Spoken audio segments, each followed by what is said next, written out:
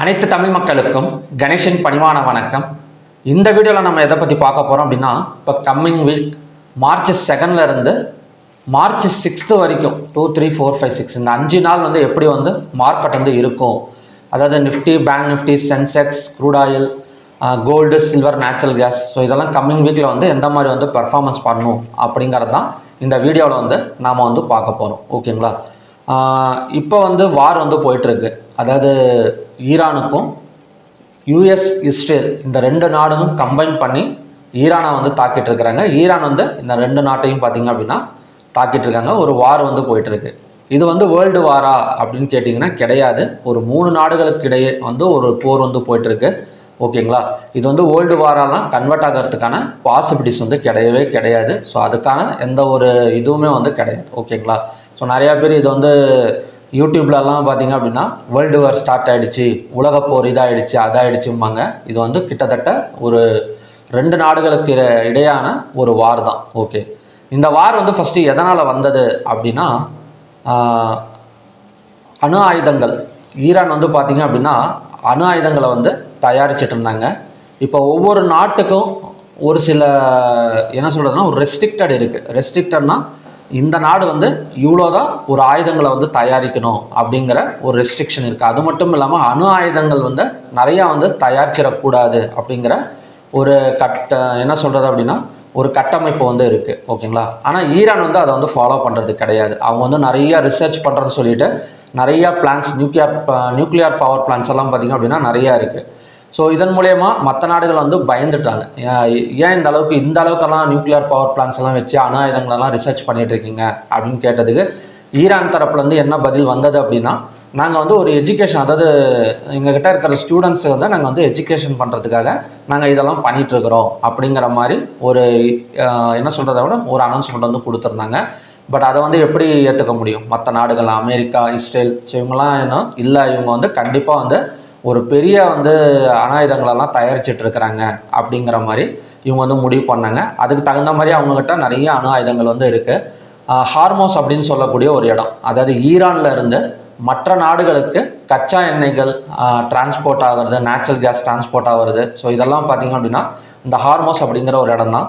அந்த இடத்துக்கு கீழே, அந்த கடலுக்கு கீழே பார்த்திங்க அப்படின்னா நிறைய கன்னி வெடிகள் இருக்குது அப்படிங்கிற மாதிரிலாம் அவங்க கண்டுபிடிச்சாங்க. யூஎஸில் இருக்கிறவங்களாம், ஏன்பா நீ இதே பண்ணுறதில்ல, அணு ஆயுதங்கள் தயாரிக்கவே இல்லைங்கிற, பார்த்தா அவங்ககிட்ட இவ்வளோ ஆயுதங்கள் இருக்குது, ஸோ இதெல்லாம் குறைச்சே ஆகணும்னு சொன்னதுக்கு அவங்க கேட்கல. அவங்க தொடர்ந்து இதை தயாரிச்சுட்டே தான் இருந்தாங்க. அதுக்கப்புறம் நிறைய பேச்சுவார்த்தைகளெல்லாம் கூப்பிட்டு உட்காந்து பேசி எல்லாமே ஃபெயிலியர் தான். எதுவுமே கேட்குற மாதிரி இல்லை. அமெரிக்காவுக்கும் ஈரானுக்கும் பார்த்திங்க அப்படின்னா தொடர்ந்து சண்டை பெருசாகிட்டே இருந்தது.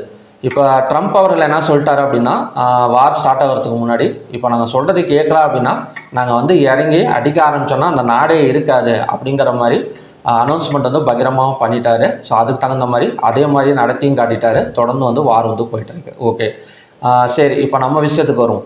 இப்போ இந்த வாரனால் நமக்கு ஒரு ஃபாலிங் இருக்குமா அப்படின்னு கேட்டிங்க அப்படின்னா கண்டிப்பாக இருக்கும், இல்லாமல்லாம் இருக்காது. ஏன்னா கோல்டு, சில்வரு, எம்சிஎக்ஸை பொறுத்த வரைக்கும் ஒரு ஹையும், அதே சமயம் பார்த்திங்க அப்படின்னா என்எஸ்சி, பிஎஸ்சியை பொறுத்த வரைக்கும் ஒரு ஃபாலும் இருக்கும். ஓகேங்களா? ஆனால் இந்த வீடியோவில் நம்ம எதை பற்றி டிஸ்கஸ் பண்ண போகிறோம் அப்படின்னா, மண்டே என்னங்க நடக்கும் அப்படிங்கிறதுக்கான வீடியோ இது கிடையாது. கம்மிங் வீக் என்ன நடக்கும், அது மட்டும் இல்லாமல் மார்ச் மந்த்து ஃபுல்லாக எப்படி இருக்கும் அப்படிங்கிறத பற்றி தான் இந்த வீடியோ டிஸ்கஸ் பண்ண போகிறோம். ஓகேங்களா?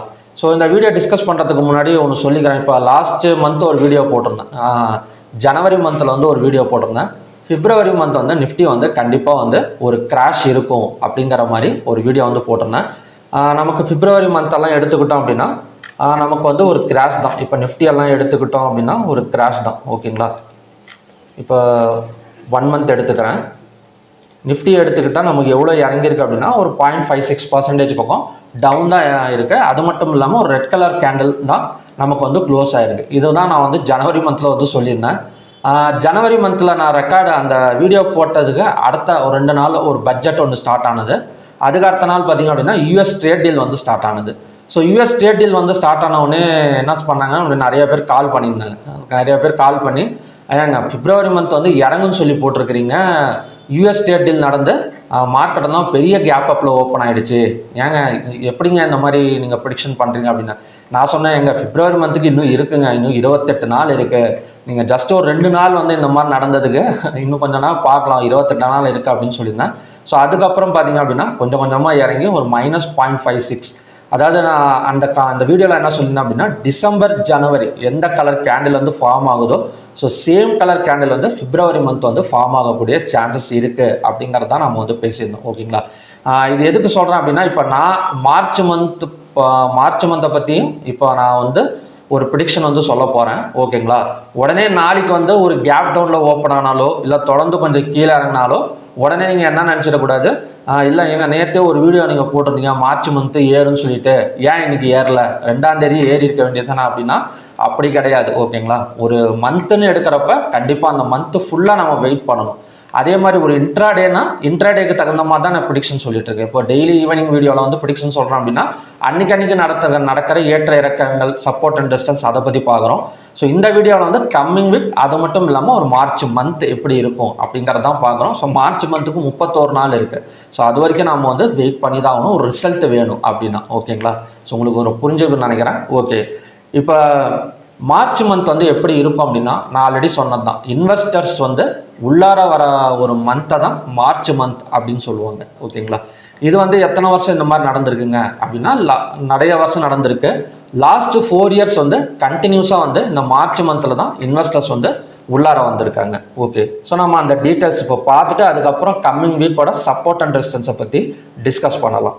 இப்போ நான் எடுத்திருக்கிற டேட்டாஸ் வந்து பார்த்தீங்க அப்படின்னா 2025 அதாவது டிசம்பர், ஜனவரி, பிப்ரவரி இந்த 3 மந்த் வந்து பார்த்தீங்க அப்படின்னா செல்லர்ஸ் தான் ஆக்குப்பை பண்ணியிருக்காங்க. மார்ச் மந்த்ல இருந்து மார்ச் அண்ட் ஏப்ரல் மந்த் எல்லாம் பார்த்தீங்க அப்படின்னா பையர்ஸ், அதாவது வந்து மார்க்கெட்டை வந்து மேலே கொண்டு வந்து அதாவது மேலே எடுத்துகிட்டு போயிருக்காங்க. ஸோ இதில் பார்த்தீங்கன்னா கூட நமக்கு மார்ச் மந்த்லேருந்து மேலே தான் வந்திருக்கு 2024. அதே மாதிரி 2023 எடுத்துக்கிட்டா கூட நமக்கு பை சைடு வந்து டர்ன் ஆயிருக்கு. அதாவது இறங்கிட்டு இருந்த மார்க்கெட்டு ஒரு டோஜி கேண்டல் போட்டு பை சைட் டர்ன் ஆகிட்டு அதுக்கு அடுத்தடுத்த மந்தில் பார்த்தீங்க அப்படின்னா மேலே தான் வந்துட்டு இருக்கு. ஸோ 2022 பார்த்தீங்க அப்படின்னா மார்க்கெட் ஆக்சிலேஷன் நடந்திருக்கு. அதாவது என்ன, கன்சல்டேஷன், ஒரு இடத்துக்கும் ஒரு குறிப்பிட்ட ஜோனுக்குள்ளார தான் 2022 ட்ராவல் ஆகிட்டே இருந்திருக்கு. பட் அந்த கண்டிஷனில் கூட மார்ச் மந்த் வந்து ஒரு பையர்ஸ் தான் உள்ளார வந்துட்டு இருக்காங்க. ஓகேங்களா, அதான் வந்திருக்காங்க. ஓகேங்களா, அதனால இந்த மந்த்தும் வரத்துக்கான பாசிபிலிட்டிஸ் வந்து நிறையவே இருக்குது. நீங்கள் கேட்கலாம், ஏங்க இந்த ஸ்க்ரீன்ஷாட்டெல்லாம் எடுத்து வச்சுட்டா உடனே வந்துருமா அப்படின்னு கேட்கலாம். நல்ல டவுட்டு தான். ஆனால் அதுக்கு வந்து ஒரு ரீசன் இருக்குது. மார்ச் மந்தில் எதனால் வந்து இன்வெஸ்டர்ஸ் வந்து உள்ளார வராங்க அப்படிங்கிறதுக்கு ஒரு ரீசன் இருக்குது. ஃபஸ்ட்டு மார்ச் மந்த்னு என்னென்னா மார்ச் 31 ஒரு ஃபினான்ஷியல் இயர் எண்டு. ஓகேங்களா, இப்போ ஃபினான்ஷியல் இயர் எண்டில் ஒரு இந்தியாவில் இருக்கிற ஒரு இன்ஸ்டிடியூஷனல்ஸ், அதாவது டொமஸ்டிக் இன்ஸ்டிடியூஷனல் இன்வெஸ்டர்ஸ் சொல்லுவாங்க, அவங்க வந்து பாசிட்டிவில் வந்து காட்டணும். நல்லா புரிஞ்சுக்கங்க, அது ஒரு மியூச்சுவல் ஃபண்டாக இருந்தாலும் சரி, ஒரு பென்ஷன் ஃபண்டாக இருந்தாலும் சரி, என்னவா இருந்தாலுமே அந்த மார்ச் 31 பாசிட்டிவில் காட்டினா தான் அவங்களுக்கு வந்து அடுத்தடுத்த பிஸ்னஸ் வந்து கிடைக்கும். இப்போ மியூச்சுவல் ஃபண்டில் மார்ச், அதாவது ஏப்ரல் 1 டு மார்ச் 31 அப்படின்னு காட்டுறோன்னு வச்சுக்கோங்களேன், அவங்க கொஞ்சம் டவுனில் இருந்தாலும் என்ன பண்ணுவாங்கன்னா மொத்த பணத்தை கொண்டு வந்து இறக்கி அந்த ஒரு குறிப்பிட்ட மார்ச் 31 கொஞ்சம் வந்து என்ன பண்ணுவாங்க அப்படின்னா பாசிட்டிவில் வந்து காட்டிடுவாங்க. ஸோ இது ஒரு முக்கியமான ரீசன். அவங்க அந்த இடத்துல என்னதான் நடந்தாலுமே, இப்போ நம்ம சொல்கிறோம்ல ஒரு வார் நடக்குது கீழே இறங்குது அப்படின்னா இது ஏறும் அப்படிங்கிறதுக்கான ரீசன் தான் இப்போ வந்து நான் சொல்லிட்டு இருக்கேன். உங்களுக்கு புரிஞ்சிருக்குன்னு நினைக்கிறேன்.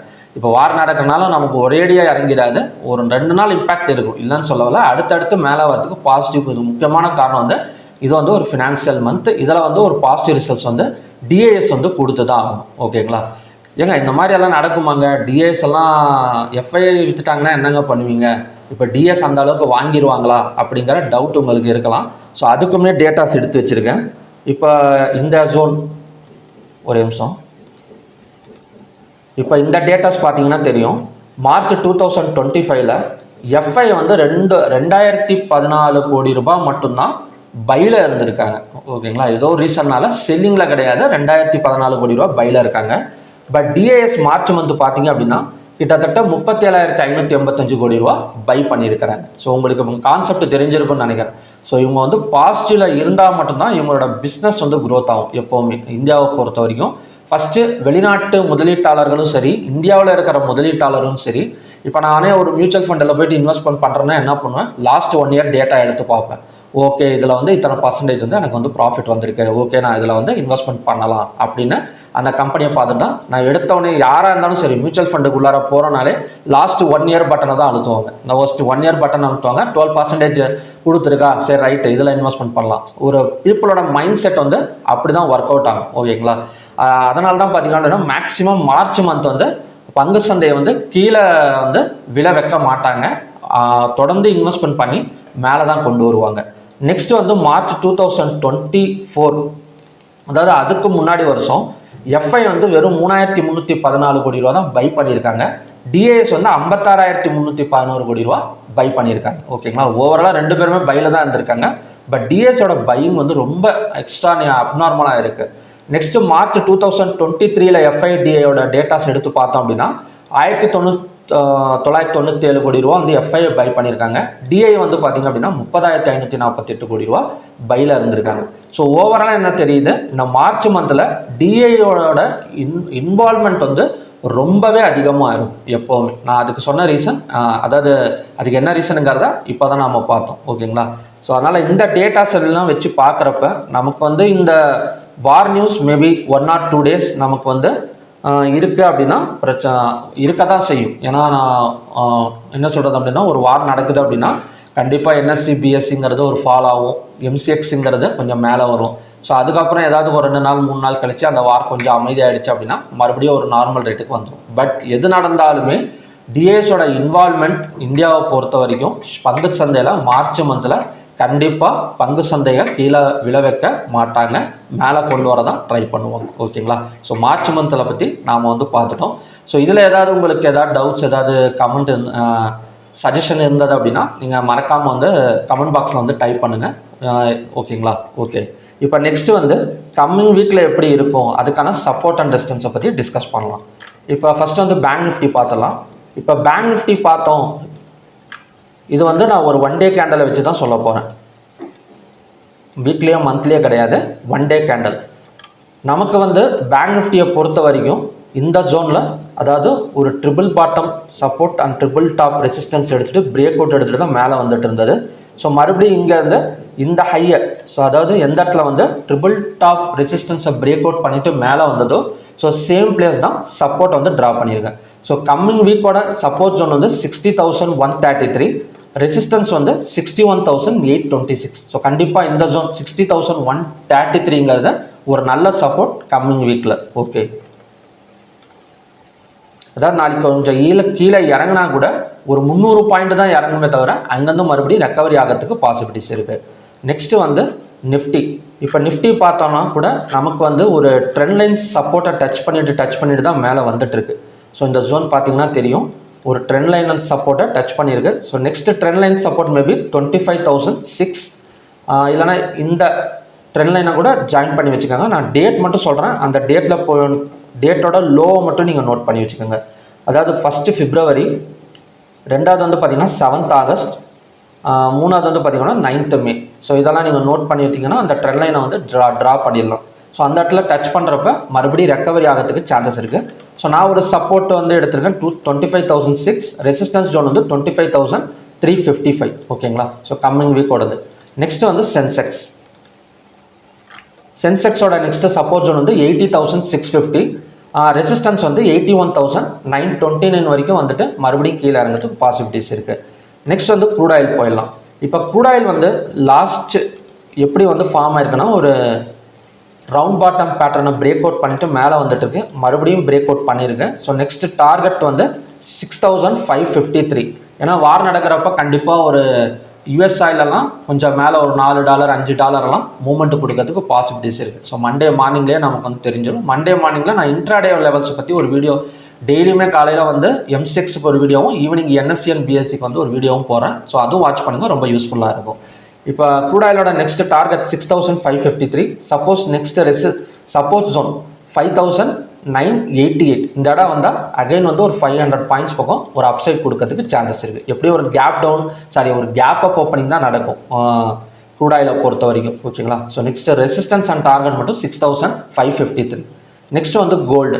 ஸோ கோல்டை பொறுத்த வரைக்கும் இப்போதைக்கு ரெசிஸ்டன்ஸ் வந்து ட்ரா பண்ணலை, ஏன்னா இந்த வார் ஜோன் போயிட்டு இருக்கனால ஹையாக பிரேக் அவுட் பண்ணால் கண்டினியூஸாக கொஞ்சம் 1,80,882 வரைக்கும் வரதுக்கு சான்சஸ் இருக்குது. ஓகேங்களா. ஸோ அதுவும் இல்லைனா கம்மியான ஒரு டார்கெட் எடுத்துக்கிட்டோம் அப்படின்னா ஒரு 6,000 பாயிண்ட்ஸ் பக்கம் ரீச் ஆகும். சப்போர்ட் ஜோனுங்கிறது 1,60,050. நெக்ஸ்ட் வந்து சில்வர். ஸோ சில்வர் அதே மாதிரி தான். இந்த இடத்துல பார்த்தீங்க அப்படின்னா ஒரு பிரேக் அவுட் நடந்திருக்கு. ஒரு டபுள் பாட்டம் சப்போர்ட் எடுத்துகிட்டு நெக்லைனாக பிரேக் அவுட் பண்ணிவிட்டு மேலே வந்துட்டு இருக்கு. நெக்ஸ்ட் பிரேக் அவுட் பாயிண்ட்டுங்கிறது 2,91,094. ஸோ இதையும் பிரேக் அவுட் பண்ணால் கண்டினியூஸாக ரொம்ப அதிகமான ஒரு 5,000 to 10,000 பாயிண்ட்ஸ் பக்கம் அப்சைட் கொடுக்கறதுக்கு சான்சஸ் வந்து நமக்கு வந்து சில்வரில் இருக்குது. நெக்ஸ்ட் வந்து நேச்சுரல் கேஸ். நேச்சுரல் கேஸ் நம்ம லாஸ்ட் வீக்லேயே நம்ம வந்து ப்ரிடிக்ஷன் பண்ணதான் எப்படியும் வந்து ஒரு பை சைடு போயிடும் அப்படின்னு. இன்னமும் தடுமாறிட்டு தான் இருக்குது. பட் இந்த வாரனால கொஞ்சம் வந்து மேலே வரலாம். ஓகேங்களா.